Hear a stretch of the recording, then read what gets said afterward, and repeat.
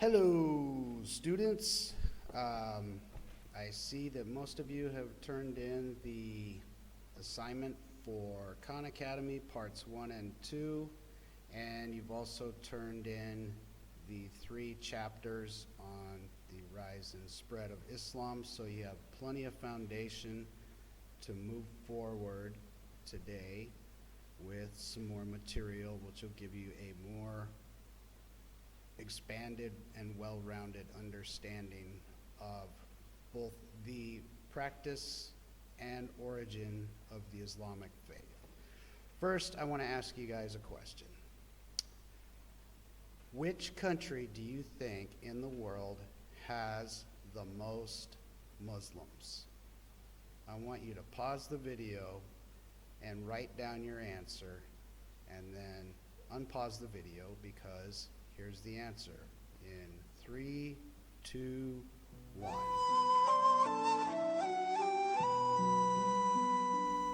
Okay. Surprisingly, as you can see from the list, it's Indonesia with over, I believe, 250 million people, and about 90% of the country of Indonesia, the people profess to be Muslims, okay? So that's a significant amount of the 1.2 billion Muslims in the world. You can see some of the other countries in the top 9. Pakistan, Bangladesh, which are both part of the Indian subcontinent and have a very high population density.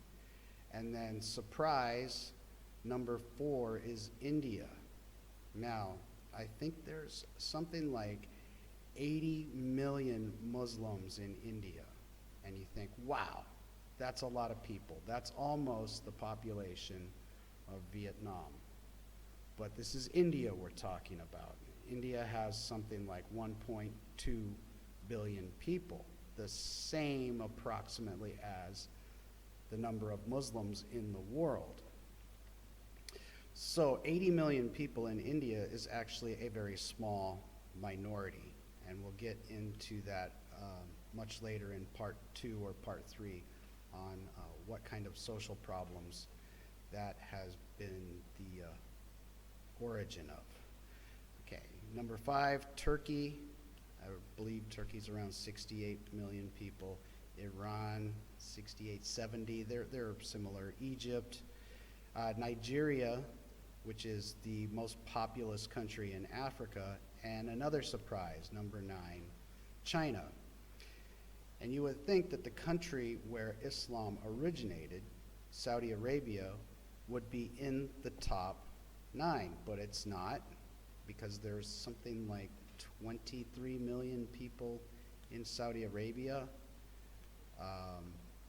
And then there are, of course, other countries like Oman and the United Arab Emirates and Malaysia, which are all Muslim majorities, who are also not in the top 10. But at least we have an understanding, so let's look at the distribution of where these people live. You can see a bright green on the map, which is Iran, Iraq, and Oman, and I believe Azerbaijan.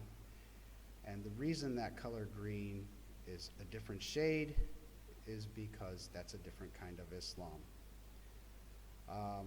Also, you can see that most of the distribution of the Muslim population in the world is in the Middle East, North Africa, and Central Asia, and of course, South Asia, Bangladesh, Pakistan, India, and Indonesia. Okay, now you guys remember when we did Judaism that we talked about how Judaism and Christianity and Islam are Abraham religions, or Abrahamic. Anyway, I can edit this part out. That means that Abraham, who was from Uruk, or At that time, it would have been the Akkadian civilization that followed the Sumerian civilization. So he was a Semitic person who migrated north to the far north of Iraq, in between the Tigris and Euphrates, to a place called Hadan, and that is near Göbekli Tepe. And then he migrated to the Levant, or Canaan, the land of Canaan. He spent some time in Egypt. He eventually settled in what is today southern Israel. And we know that he had a wife, Sarah, who was also Semitic, and they had a slave girl, or a servant, named Hagar.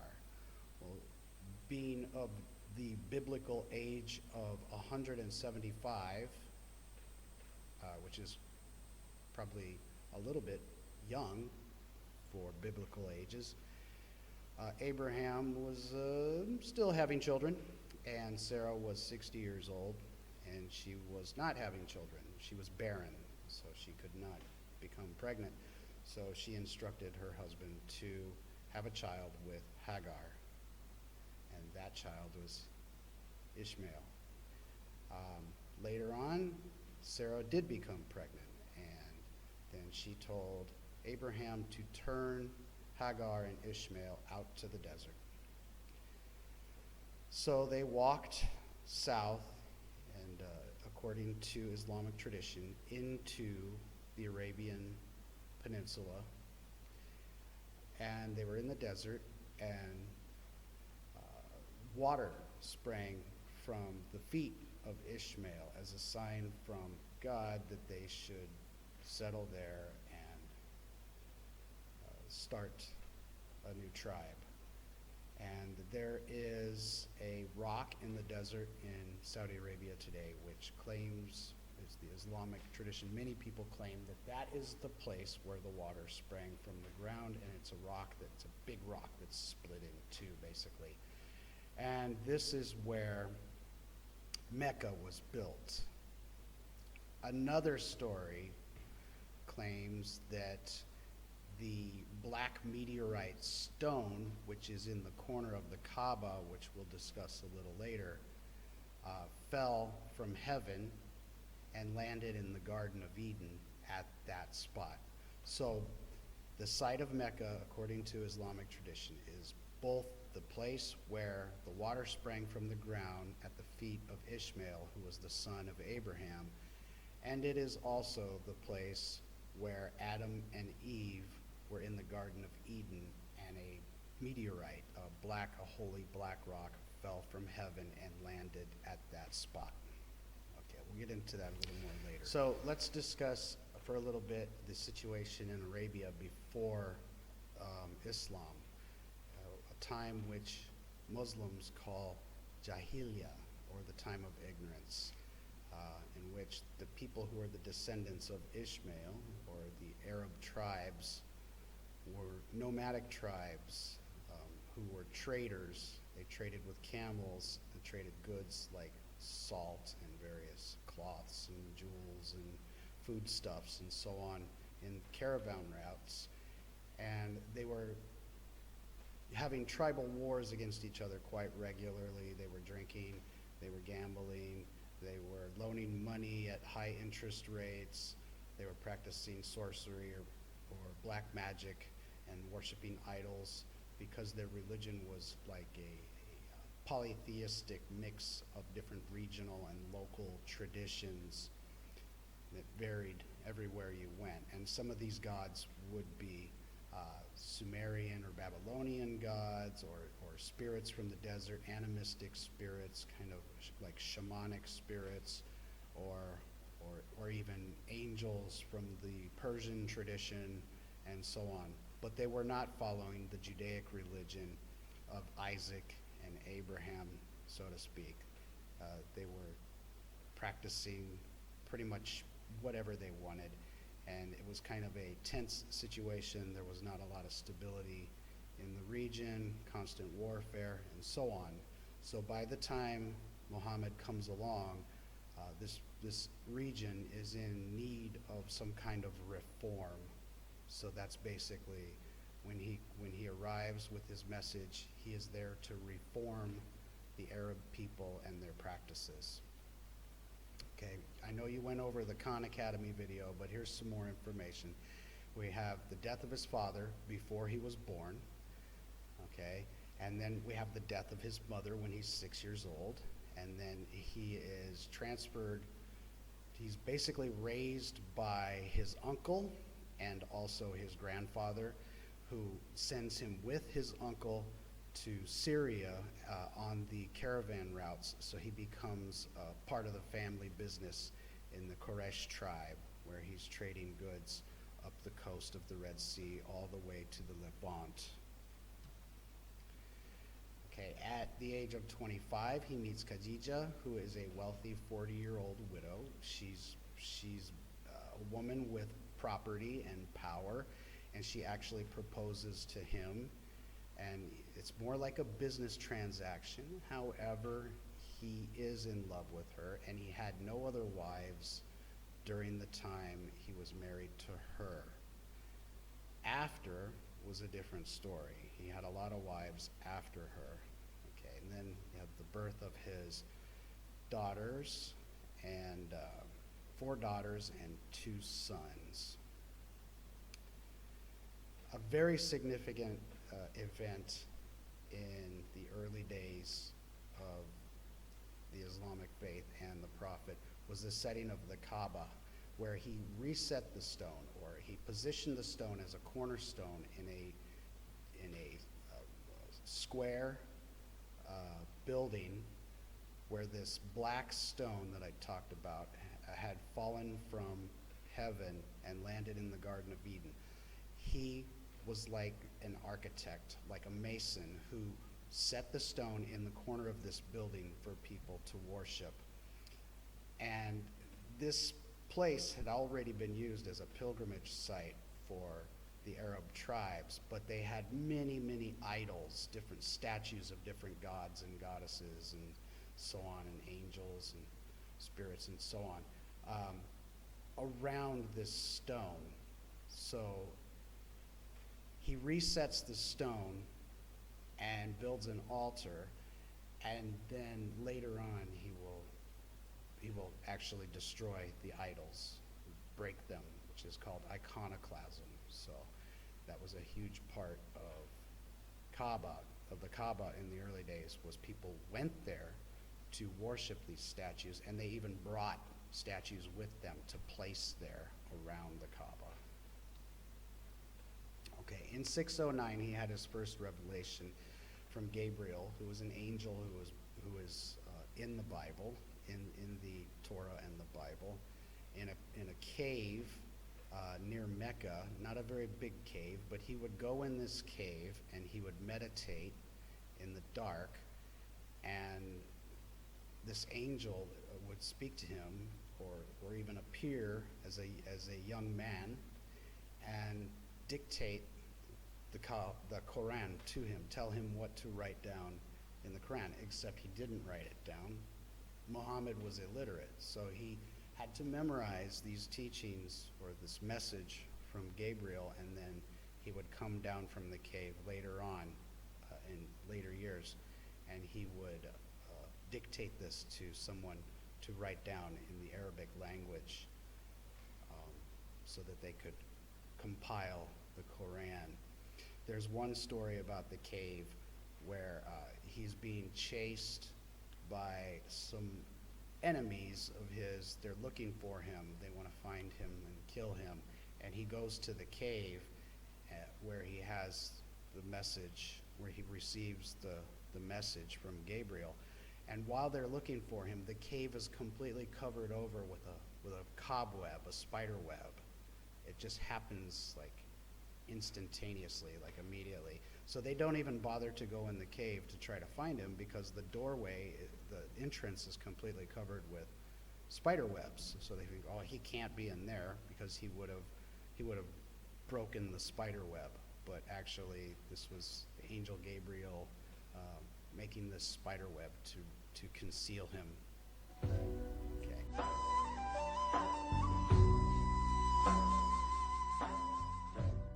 So in 610, he begins to gather followers in Mecca. The first person he tells about his vision or his meeting with Gabriel is his wife. But he goes a whole year before he starts telling other people. And then in 613, he starts publicly preaching in Mecca and begins to gather a following. In 614, heavy persecution of Muslims begins from people of his own tribe, the Quraysh tribe. They start persecuting whoever speaks of his teachings or professes to be following Muhammad.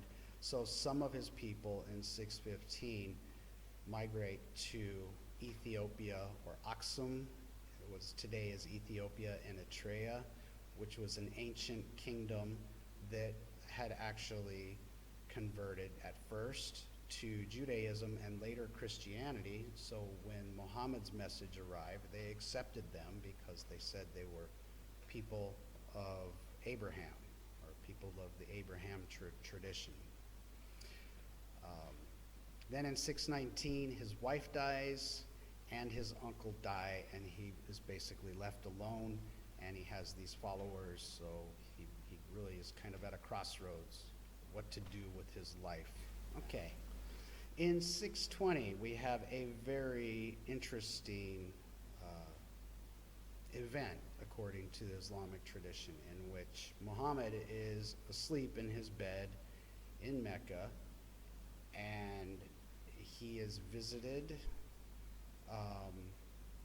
by Gabriel, and he follows Gabriel riding on, this is quite interesting, riding on a donkey with wings and the face and head of a beautiful woman.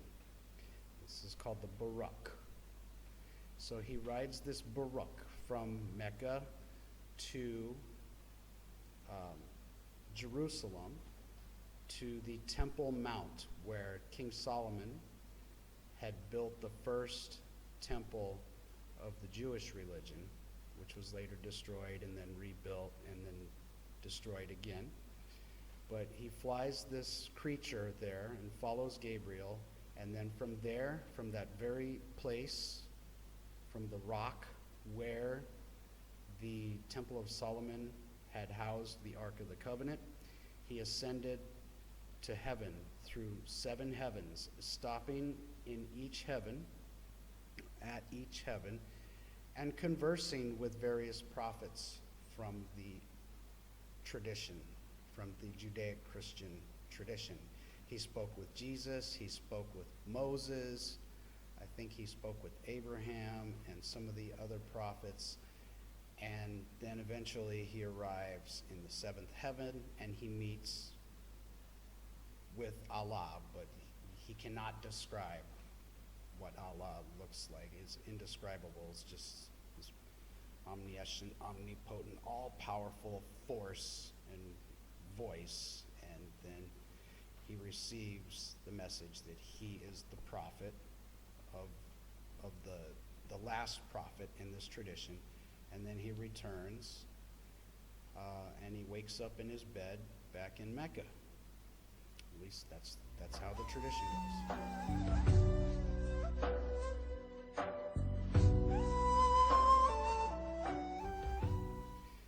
Okay, then we have his immigration to Medina because of continued persecutions by his former tribe. Then we have the military conquest. He basically raises an army, a small army at first, only about 300 people. And he has a series of battles, and they win the first one, vastly outnumbered. They lose the next one, then they win the next one, vastly outnumbered. And then then they sign a truce with the Quraysh tribe, which will allow them to make pilgrimage to the Kaaba in Mecca. And this truce holds for a while, but eventually the Quraysh tribe kind of goes back on their treaty and decides that, the Muslims should submit to their rule, in which they just march on Mecca and conquer the city without a fight. There's no resistance, because by this time his followers number in many of thousands. So in the same year, they march with Muhammad at the head of their army, they march to the Jordan River in Israel, and they try to take territory from the Byzantine Christians to show that they are a force to be reckoned with, that they are expanding, but they are defeated. Okay. And then finally, they go to war with some of the Bedouin tribes and bring them into the fold. And while they're doing this, while they're having these wars, they are converting people to becoming Muslims. They basically are given the choice: you can become a Muslim or you can face the sword. It wasn't always that way, but during the military conquest, there were many, many, many examples of people. The only choice they had was, you must surrender and submit to us and become a Muslim, or you get the sword. Later on, they show more tolerance towards people of other faiths and just require them to pay a tax. But during the early period, it was quite common to behead, cut the heads off of people who did not submit and surrender, not just to their army, but to God, to the faith. In 632, Muhammad makes his last pilgrimage to Mecca, and by this time, thousands of people are following him around, watching his every move. So they record everything that he did on this last pilgrimage. So the first thing he does is he says his prayers, and he drinks from a very famous well associated with the place where the water came out of the ground from the feet of Ishmael near Mecca. Then he goes to Mina and Arafat, which is a small mountain in the same area. People still go there today. So he goes to this mountain, and I believe he stays there for one night. Then he goes to a place called Mashar al-Haram, where he basically, similar to Jesus meeting the devil on the mount, and he's tempted by the devil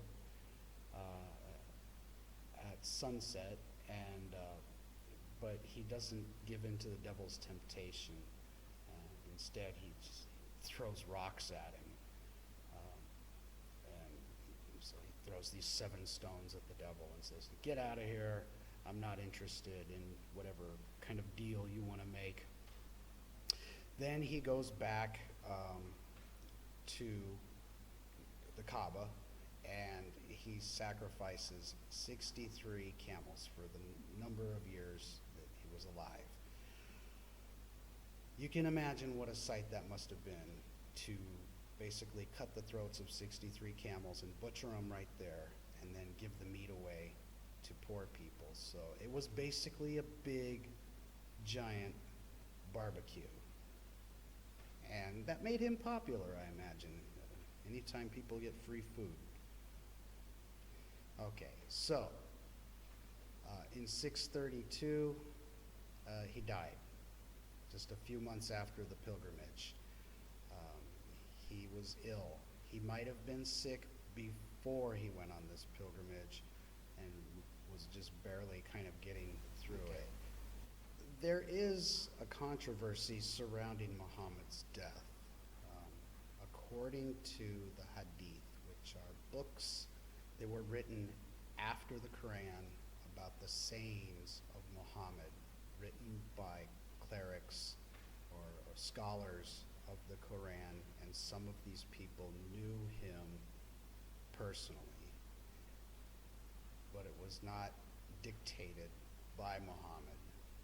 That it talks about Muhammad being poisoned following a battle at Khaybar in 628 against a Jewish tribe. They had basically defeated this force of Jewish warriors and executed almost everyone, presumably because the Jews would not convert to Islam. And then he enslaved the women and children. So there was a Jewish woman who was instructed to cook a meal for Muhammad and his generals after the battle. So now they're going to celebrate their victory. But of course, it was common practice to have somebody else taste the food of the leader before they had a meal, so in case it was poison. So Muhammad did this. He had his taster, his bodyguard, taste the food, but he didn't wait long enough to see what would happen. He's like, oh, it's okay. And he starts eating, and then he becomes sick. And he was sick for several months, and he did not get better. And then eventually he succumbed to the poison. But this is not agreed upon by all Muslims, whether or not this event happened, or could it have been food poisoning, was it intentional? But this is connected to his death. And if it was true that he was poisoned by this woman, her father and brother had just been executed, beheaded by Muhammad, so you can't really blame her for trying to poison him, but it is kind of a strange way for him to end his life if that's what happened. One thing to keep in mind, though, is that Muhammad did oversee the beheadings of many people. That means he was there and instructed someone to cut their head off with a sword. And in places like Saudi Arabia, maybe only Saudi Arabia, this form of execution, public execution, is still practiced today.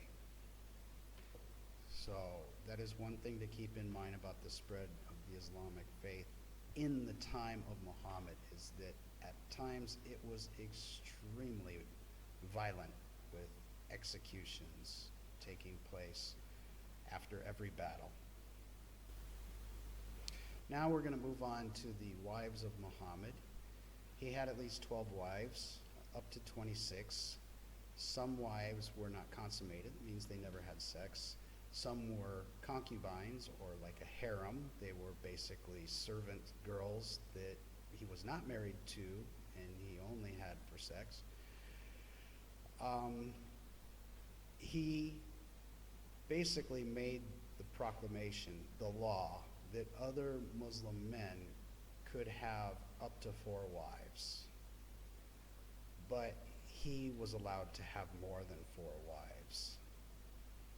Some of his wives, though, he never had any sex with. They were more like business transactions. They were more to unify tribes through family, even though maybe they didn't have any children, so it wasn't through bloodline, but it was a way of making treaties to bring tribes together.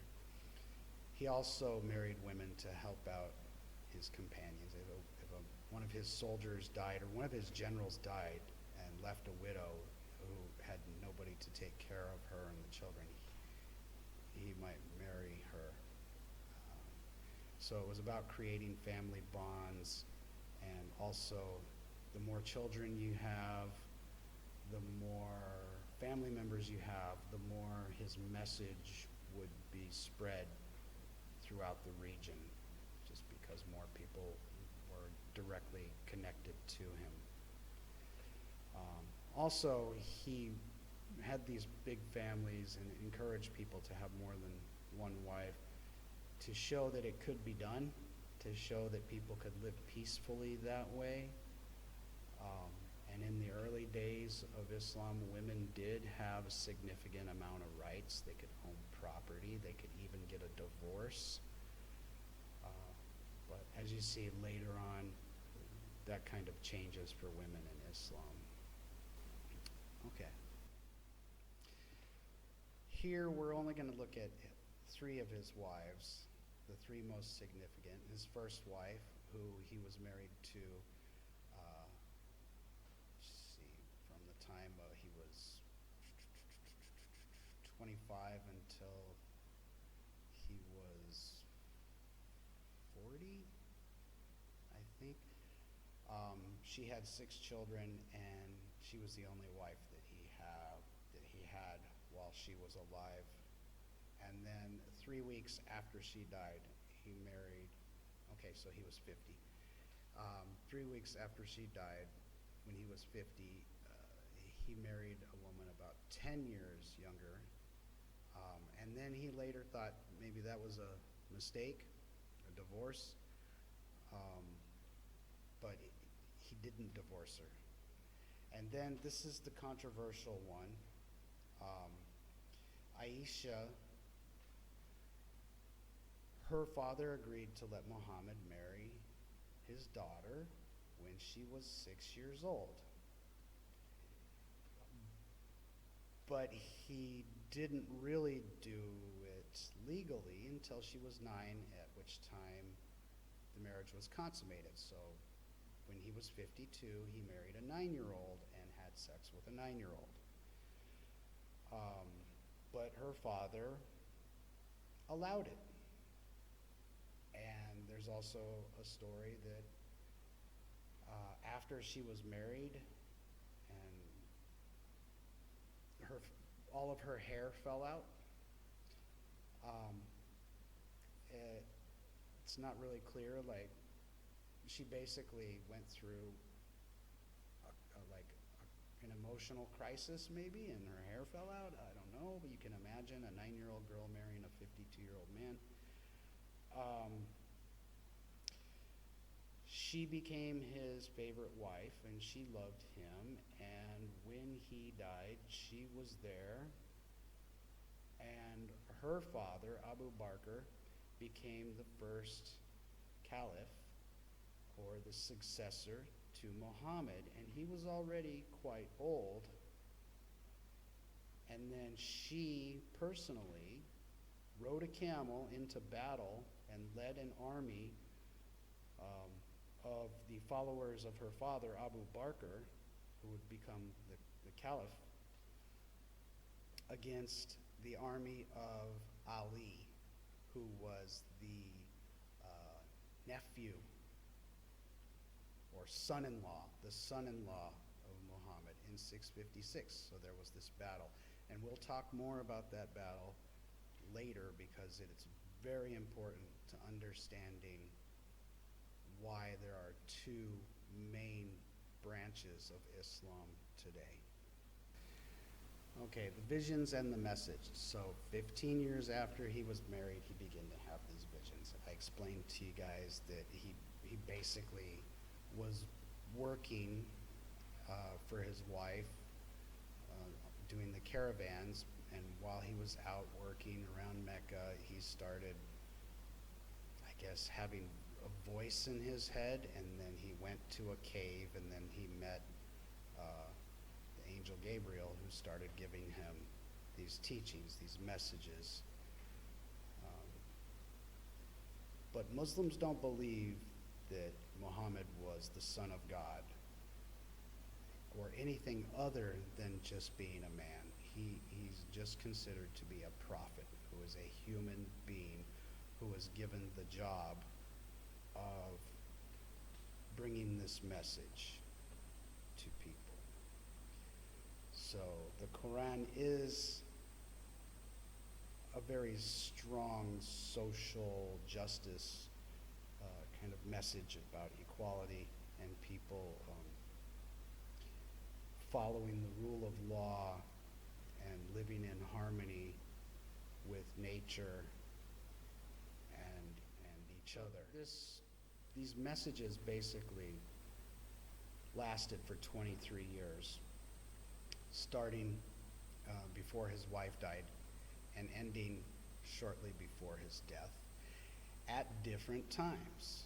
Okay, he didn't just receive a whole chapter at once, or he would basically have these visions and receive this message, and then he would go and find someone to write it down, because he could not read and write. He was illiterate.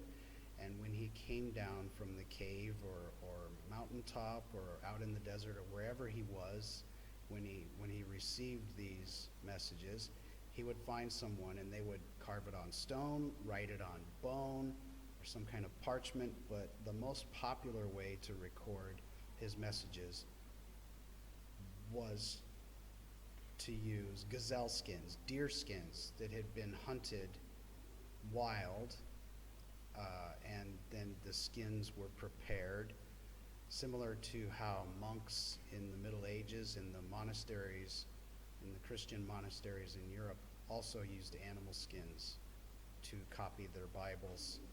This is how the first surahs or chapters of the Koran were recorded. But they were not organized. They were just kind of kept in a special place, and they were not organized together at the time. So here you can see a timeline of the life of Muhammad, from his mother dying to the farewell address, or his last pilgrimage to Mecca at the age of 63. Okay, so we know how the Quran was received by Muhammad from Gabriel, and Gabriel is the messenger of God, of Allah. And then Muhammad dictated these chapters to a scribe who would write them down for him and then read them back, and Muhammad would make changes to the text if he wanted to. Now, Muhammad was illiterate, so he didn't leave footnotes or dates or anything like that. I'm not sure why they didn't at least leave dates on the pages, but they didn't. So all these pages were kept in a safe place until the final edit or concise version of the Quran was compiled about 40 years after the death of Muhammad. So the Quran is organized in descending order, or descending length, from the longest chapters to the shortest chapters. It is not in chronological order, and nobody can be sure what the chronological order of the chapters or the information in the chapters is. And it could also have been Muhammad himself could have worked with the scribe to go back and edit the chapters many years later and change things. There's really no way of knowing. Modern scholars have tried to kind of decipher the chronological order of the Quran and have not had much success. So the only way we can know the dates of what happened early in the Prophet's life and what happened later, or where these things happened, whether they happened in Medina or Mecca, is through the assistance of Islamic scholars called clerics or imams. And as we'll see in the next section, that can present some difficulty, some controversy, some confusion. And the last thing we're going to talk about in this first part is abrogations in Islam, which is a source of confusion for Western people or Asian people or people anywhere in the world who are not Muslims, who are trying to understand Islam. What an abrogation is, basically, is that in the Quran, it might say something like, you should never take your neighbor's animals without permission, like a goat or a donkey or something. And then in another part of the Koran, it might say, if your family is starving and your neighbor is not there, it's okay to take a goat as long as you replace that goat later. I'm just giving you a random example. Okay, so those two things are contradictory, right? They don't agree. Now, there's a lot of things like that in the Bible and basically any religious book where one part of the book doesn't agree with another part of the book. It just depends on who's teaching it and when, whether it applies to the situation, whether it's considered to be the best truth or the best teaching. But in the Quran, this is dealt with a specific way because the Quran is not in chronological order.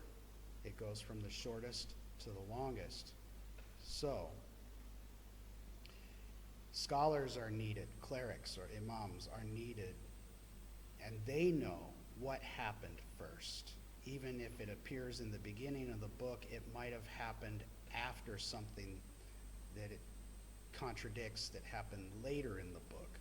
And the way this works is whatever the prophet said last, closer to his death, that one is correct. Okay? In the West, we call this cherry picking. You just find the part that works best for you. And people are talking about the Bible. They find something that agrees with what their point of view is, and that's what they teach people. But in Islam, the one that appears last in the life of the prophet is always the correct one. But if somebody has a point they're trying to make, and they quote something that happened early in the prophet's life, a non-Muslim would not know that that's not the final truth. Okay? So it can be very confusing for people. So that's one way that certain people in the world try to bend the truth, what the Quran teaches,